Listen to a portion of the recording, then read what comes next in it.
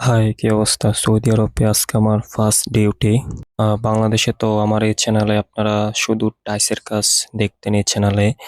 এখন এখানে বিভিন্ন কাজ দেখবেন, যেমন টাইসের কাজ, স্যানিটারি কাজ, ইলেকট্রিক কাজ, প্লাম্বারের কাজ, ইঞ্জেকশন বোর্ডের কাজ, এভরিথিং এ টু জেড। কারণ আমাদের কোম্পানি ছোট কোম্পানি, এটা অনেক বড় কোম্পানি। এবার কেটে এই কোম্পানি সব ধরনের কাজ নিয়ে থাকে, নিয়ে আমাদের দিয়ে করায়। এটা আমাদের কোম্পানির বিল্ডিং।